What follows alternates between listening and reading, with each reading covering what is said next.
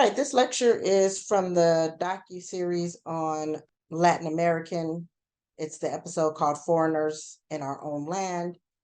It's pretty straightforward. It chronicles the events prior to the Mexican-American War and the signing of the Treaty of Guadalupe, and a little bit of the history afterward and what happens, particularly in California. A couple of things that I want you to be aware of. The Mexican Independence War, 1810 to 1821, was fought between Mexico and Spain. Spain had conquered and taken up quite a bit of what we know to be Mexico before the signing of the treaty. If you remember the map that I showed you, this map, this is all of Mexico. You know, this is California, Texas, New Mexico. I think it has maybe Oregon too.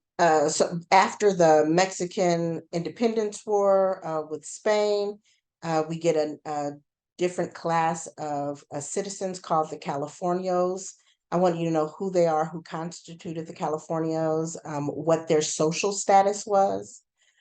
Manifest destiny is the belief here in the United States that it is our God-given right to expand globally and to grow and to conquer lands and to spread our wealth of knowledge and generosity of religion and democracy.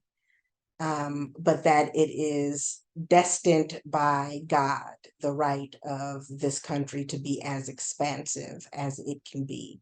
Tias is Texas. Tejanos are Mexican Texans. Mexican independence. I'm sure many of you have heard the story of the Alamo.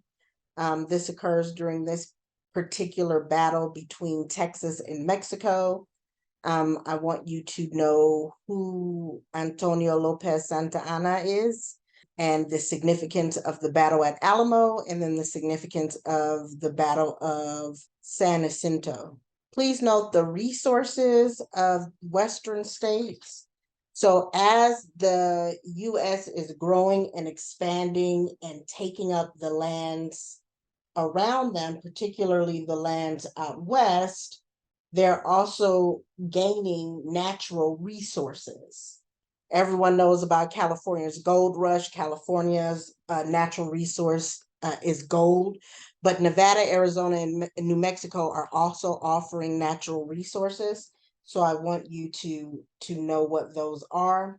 The Treaty of Guadalupe, Hidalgo guaranteed particular rights, certain rights and protections for the newly made American citizens of Mexican descent. That included protection of their land. It included the right to vote. It included entitlement to this class or status of citizen.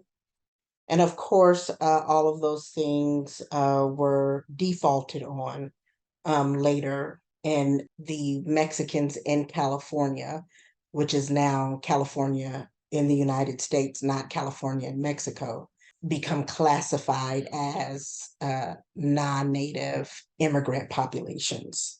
1848 is important because it is the start of the gold rush. Land ownership is important to the California identity, and it symbolizes dignity and wealth. I want you to know who U.S. Captain John C. Fremont is and what the Bear Flag Revolt was. I also want you to think about the ways in which the Treaty of Guadalupe shifts because of the gold rush, and what that means for Mexicans, Latinos, and Californios. Los Coros Blancos, the Whitecaps, was a group of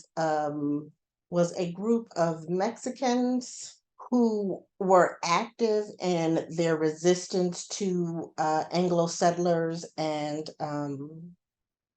squatters on their lands. They had tactics for resistance and subversive tactics to disrupt ranchers and to try to hold on to the lands that they are being displaced from. Okay, so I will end this one here and do your next video.